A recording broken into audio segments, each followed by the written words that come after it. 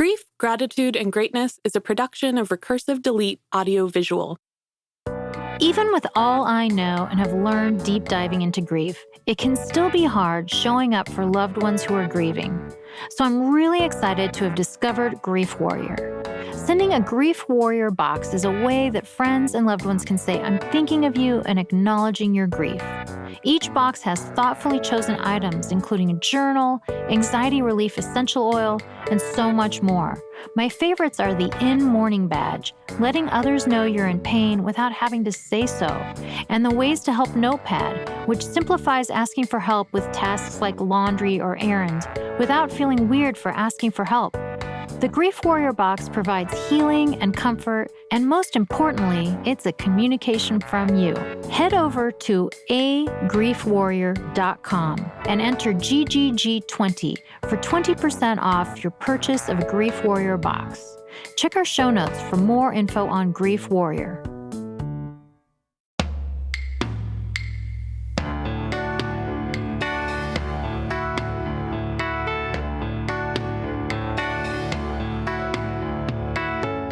Grief, Gratitude, and Greatness explores our relationship with grief, the gratitude for our humanity, and the greatness we attain when we tell our stories.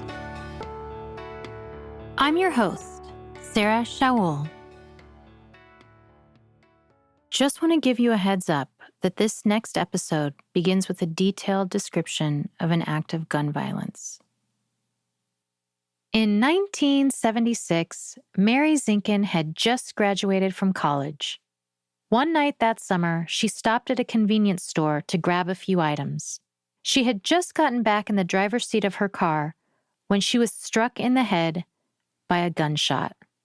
Very much in shock, she suddenly realized there was a man standing right in front of her car with a sawed-off shotgun. She was able to pull away, and as she did so, was shot twice more, once in the neck and once in the shoulder. Despite her injuries and shock, Mary managed to make it the few blocks home.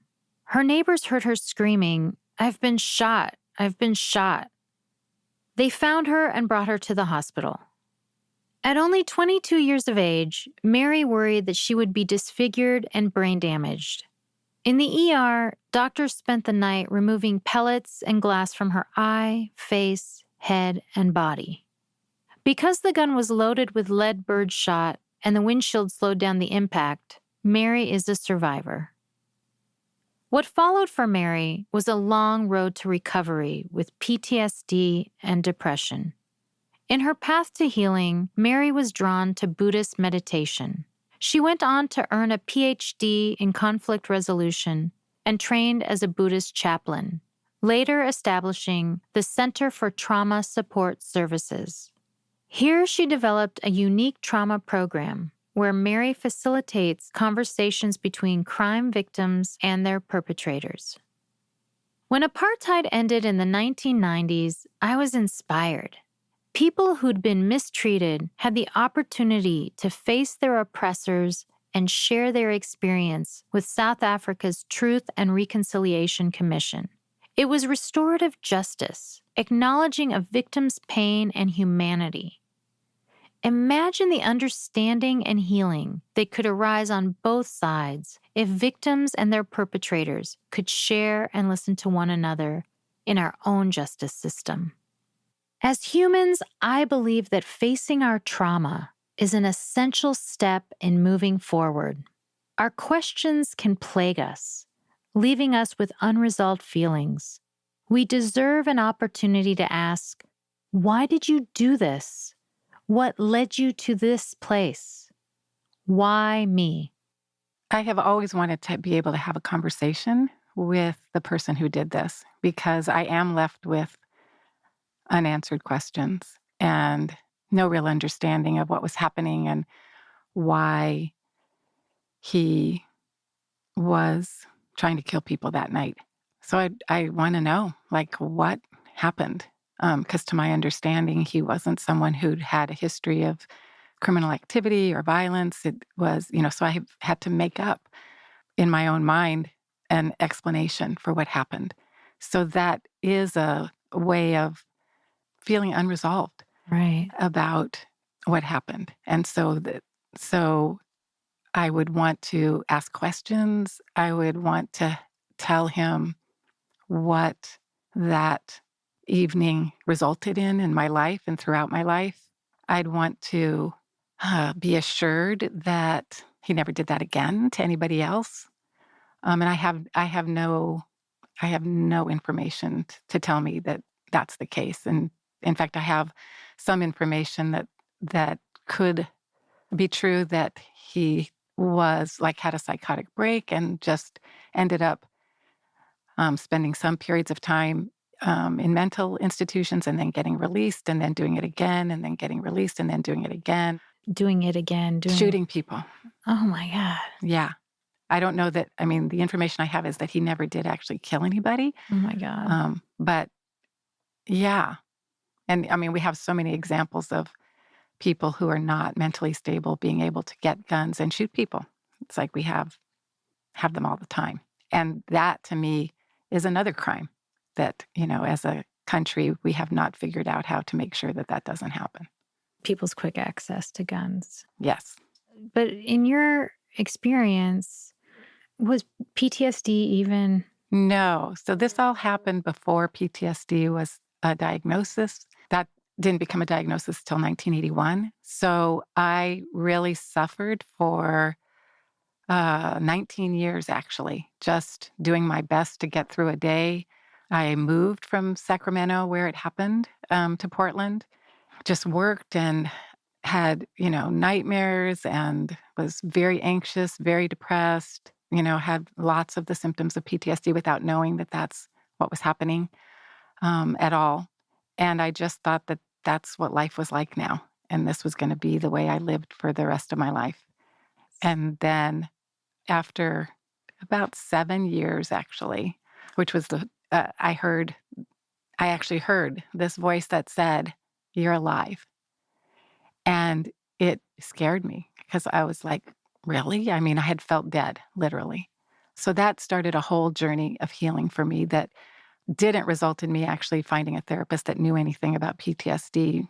That took longer. Yeah. And in my first, session with her, just hearing those words was so helpful. Like, oh, there's an explanation for why I can't sleep at night and why I'm so anxious and why I can't go to the, fireworks anymore. But surely part of you knew why that was, right? Not really. Really? No. I just thought this is just life now. I didn't, and I had no way of believing or understanding that it could be any different or that it would ever be different. So that's really what therapy changed for you, was it didn't have to be like this always. Right. So the voice, I'm curious about that voice. Where did that voice come from? Well, I actually believe that voice is in all of us. Mm-hmm. I feel like it's a voice of wisdom. Yeah. That if we are fortunate enough to hear, guides us in our life. And I have been fortunate to hear that voice many times. Innately just had trust of that voice. Yeah. And continue to, as I continue to hear various messages throughout my life. Was it at this point that you realized, as you're getting help and seeing that there would be a way through? At what point did you realize there was such a lack of support for you and what you'd been through?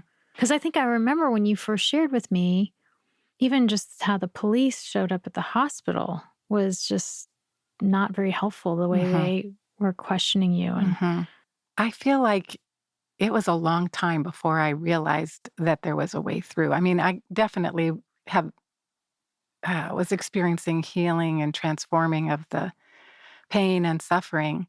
But I would say that it's really just been in the last 10 years that I have been able to integrate that experience enough to be able to use it to serve others very specifically. I think that from my perspective, a broken heart creates an open heart. And so I do have a very big capacity to care, and always have.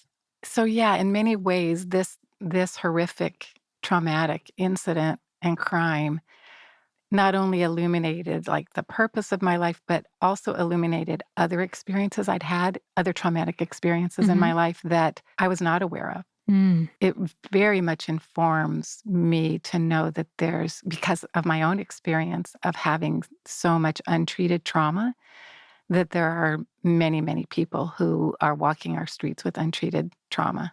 And I don't want them to have to experience the years and years of not understanding that, not being able to feel relief from that, and to know that there is healing and transformation, or there can be.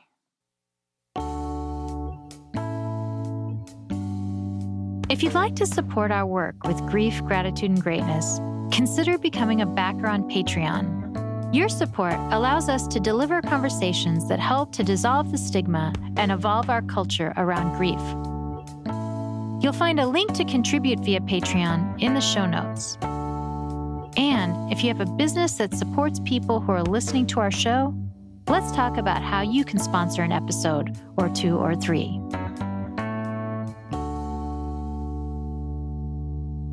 So now you're aware that there's all these people that are kind of the walking wounded. Nobody really can see it, but you're very much aware of it. And that led you to find your purpose in the work that you do. How'd you get there? I feel like every single experience I've had has brought me here. And I used to say this to my students, that you can look at my life and it looks like a very well laid out plan, that this led to this, and that it was conscious and decisions. And it really wasn't like that. It really was much more following leads that I was getting. And just from that deep listening that led me to get a Ph.D. I never really intended to do that. And graduate school for me actually was part of my healing path, being able to feel supported and affirmed. I mean, one of the, what I know now, right, from study and research and training about trauma is that being able to reestablish some sense of safety and control is the first piece to be able to heal and recover. And, as crazy as it may sound, for me, graduate school was that. My committee, my professors, having the structure, feeling the nurturance of learning. I've always loved to learn. So I was creating this PhD in conflict resolution that didn't exist. And so also being able to be creative, that was part of the healing journey, and just feeling supported, and still didn't know so much about the trauma. It was still years before I got treatment for the trauma, but it was part of the healing path. Without even realizing. Exactly. Yeah. No, I mean, I would say my ability to see my path is, looking back, right? So after I did get into therapy with a great woman who knew about trauma, she was able to tell me that actually my meditation practice that I had started like 5 years earlier, because again, this voice said, you need Buddhist meditation. I had like, really? Okay. So that was a very important part of calming my nervous system. And actually my first experience on the first 10-day meditation retreat I did was still to this day such a visceral experience of safety, that the way the retreat was structured, that I was like, I had a place in this world, and that nobody, because of the structure of the retreat, nobody could hurt you. It was my first experience of really being with people, feeling safe. And that got into the cells of my body, so that by the time I got into therapy, we could draw on that. So it also helped me to see that and know from my own personal experience, and now again, knowing from research, there's no one way to heal from trauma. And that's part of the passion of just wanting there to be as many resources as possible, because everybody's different and everybody's journey is different and their past is different, what the trauma exposure's been, how it's been in the body. We just are really at the beginning of learning about how much we need to be able to heal from trauma. Yeah. When did you know this was going to be your work? I mean, it's one thing it's one thing to listen to what that voice inside is telling you you need to do for you. Right. But when did you realize you needed to do this for others? Yeah. So Because of my being a professor at Portland State Conflict Resolution Program, a woman, I had taken a break from teaching there, contacted me because she wanted to speak with the man who was responsible for her being paralyzed. And she contacted me. She had been referred to me as a mediator, which I was a mediator. Mhm. And in my first conversation with her, I was like, I wanted to be able to help her. And I also knew this wasn't mediation. Like, how do you distinguish it from mediation? I mean, I think I understand, but I'm just would like to. Bringing people who've been harmed together with the person who's done the harm, from my perspective and experience, is different from mediation because it's not a problem to solve. It's not agreements to reach necessarily. Got it. And Yeah. it's also the needs, while it's an environment that brings compassion and healing to both parties, so to speak, Right. the needs of the victim survivor come first. Got it. And in a mediation, they're equal. Got it.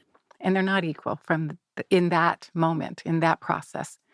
After the preparation with her and the preparation with him and the bringing them together, so this is in 2008, was one of the most powerful experiences I've had. It was incredibly healing for her and him. And I remember leaving that dialogue saying, so this is why I wasn't killed. This is why I'm here. I need to be able to create this opportunity for other people who want this. Not everybody does want that. But for any victim survivor who wants to be able to have a conversation with the person that hurt them, I want that. I want that for people. That's incredible.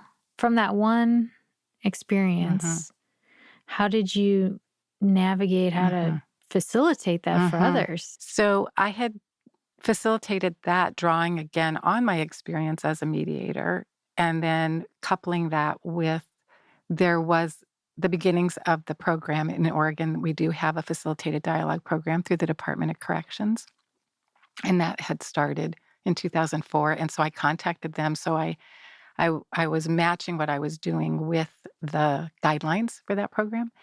And what does that program look like more? I'm a volunteer with that program as well and facilitate dialogues through the Department of Corrections. The stipulation there is that the person who did the harm has to be incarcerated. Okay. So it's victim initiated and the person has to be in prison.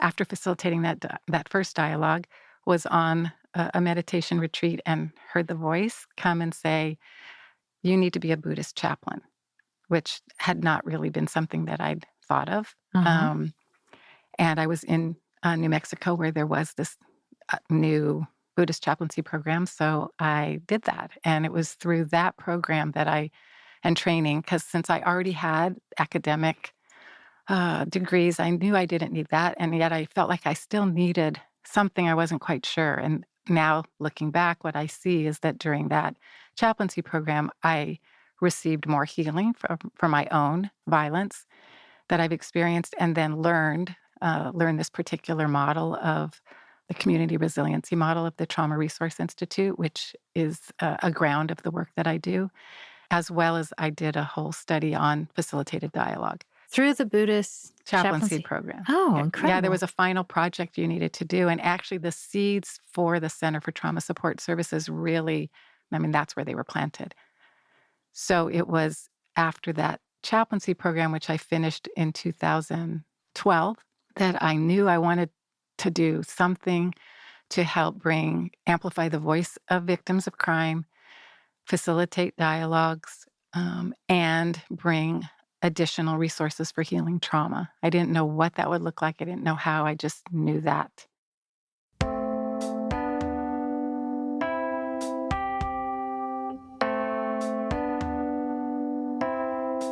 Your input matters. If you have thoughts on this episode, check out the show notes to find out how to contact us. We'd love your feedback, suggestions, or just a thumbs up.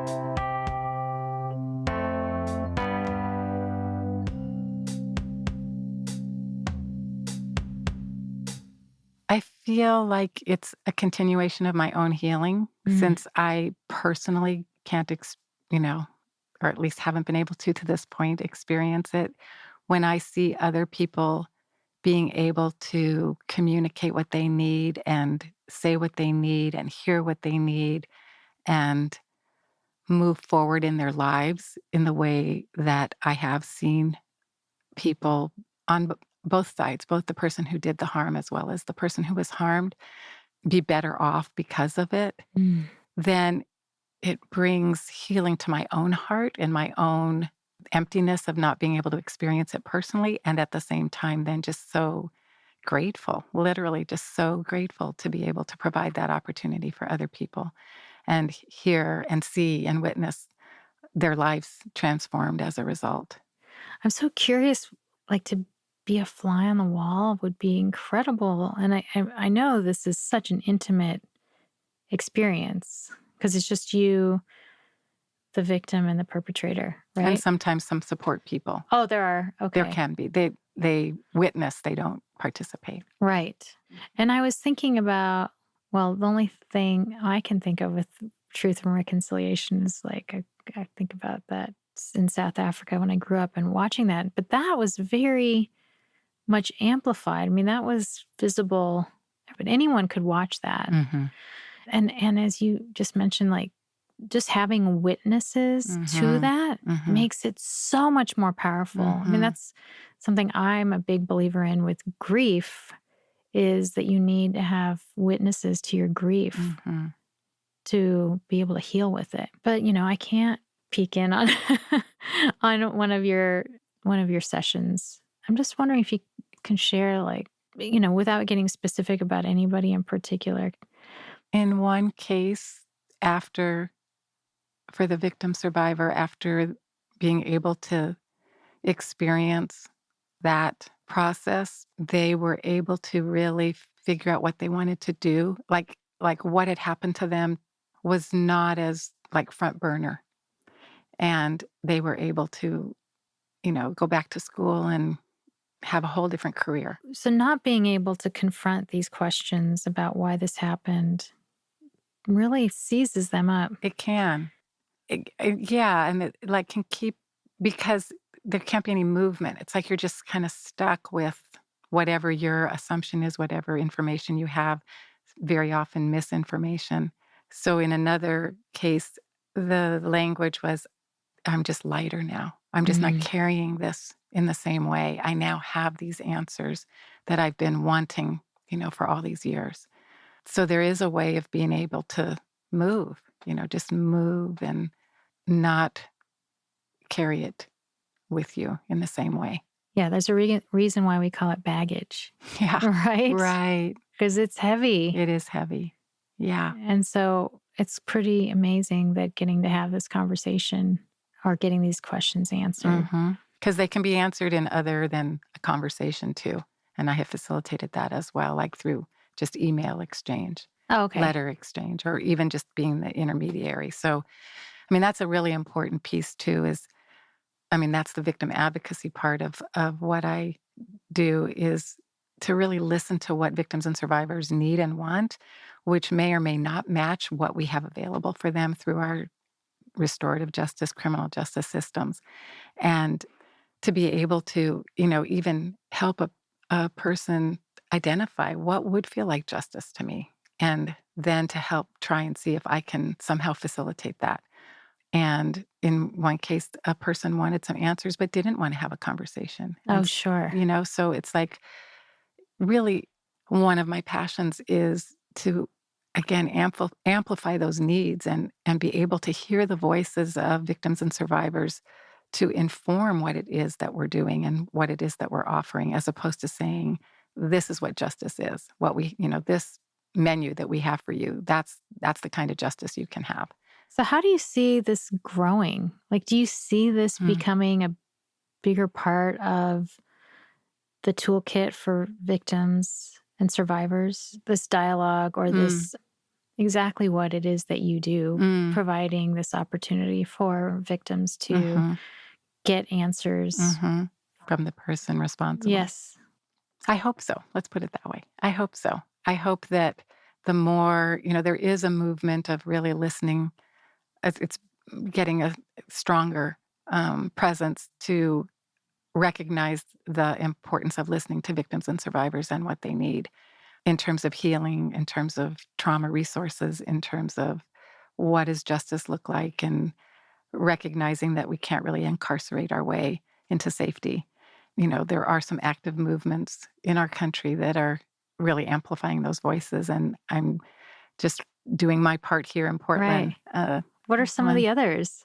Crime Survivors for Safety and Justice in California, doing really amazing work and spreading throughout the country to help survivors heal and have their voices be heard for what would be justice and what does bring healing, and increasing the amount of funding for resources for victims and survivors, which from my perspective is, that's one of the things that keeps me up at night, knowing that right now there are people that get harmed that are not seen, are not heard, don't get attention unless they know about resources, or if the case does get prosecuted and they, get referred by the district attorney's office.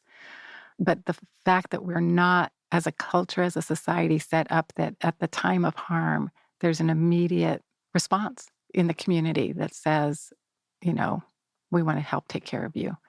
That the response is all focused on who did the harm, trying to find the person who did the harm, apprehending, prosecuting. And that's like what you're saying, like over incarcerating. And we know that we have a problem in this country with the very for-profit criminal justice. I don't even know if it's just the incarceration system, right? Right. And so when you say not to over-incarcerate your way through this, like if we could, I'm like, how do you fund this? Do you move all that money to supporting victims and supporting the people who are doing the harm to get the kind of treatment, help, support they need so that they're not going to do that again? I mean, that's one of the things that I feel personally and hear consistently, that where, the people that have been harmed and the system that's supposedly bringing safety are joined, which is that nobody wants the harm to continue. We just don't all agree on what do we need in order for that not to happen. I know you're focused on victims, but do you have any great stories of perpetrators that have had some great growth from being involved in this process? Oh, absolutely. Again, I think it happens for both. Being able to not carry, from my experience in communicating with people who've done harm, because again, a prerequisite for doing a dialogue is that the person responsible needs to be responsible and accountable and not minimizing. Yeah. So they are greatly relieved to be able to feel like they're doing something to help the person that they harmed, because they carry that pain of knowing that either, if they've harmed them directly or if they've killed their loved one, they live with that. So it's also very helpful to feel like they've been able to do something to help that person. Yeah. And so they live better lives themselves. So where do you see your work going? And then what's next? What's next is just getting support myself. Funding would be awesome. Right now, it's we're, just definitely month to month getting through serving with the trauma coaching that I do and trainings. I do training for organizations, for individuals to not just learn about trauma-informed care, also understand about resiliency and bringing, the general way I describe the work is that I'm providing psychoeducation about trauma as well as wellness skills. And so also being able to bring that to people who are working with people who have trauma because of their secondary trauma. So really, I just see, hopefully, the continuation and more involvement and being able to have more people involved so that I can provide more services. We're just, a new nonprofit. So kind of feel like we're just getting started. In looking at the work that you do, I can tell that there's this piece about you in doing this work. And getting to do this work is both a gift you give and a gift you receive. Yeah, I really do feel, and particularly in the last year, as I've been able to do more of this work and more of what feels like my calling, there's a satisfaction and an alignment of just, I have felt good about my work throughout my career. Now it's at a different level. It's so deep. It's just deep in my cells. It's deep in my being to feel so fortunate to have lived the life that I have, to have received the benefit of the healing resources that I have been able to receive, and to do my part to offer that to other people and witness a woman who I have sat with through much, much suffering of her loved one being killed. And for the first time, and it's been, I don't know, not quite a year, maybe, just a smile on her face and like, I'm feeling good. And she never really thought she would. So it's like to hold that, and you can't tell people, oh, you're going to, that's just like patronizing, right? It's like you have to be able to sit with people in the pain, but hold deep inside that through that process, there will be another day that does not feel like this. Grief, Gratitude, and Greatness is a production of Recursive Delete Audiovisual in Portland, Oregon. This episode was produced and edited by Jack Saturn. And me, Sarah Shaoul. The music was by Samantha Jensen. Visit us online at griefgratitudegreatness.com. You can also follow us on Instagram at griefgratitudegreat.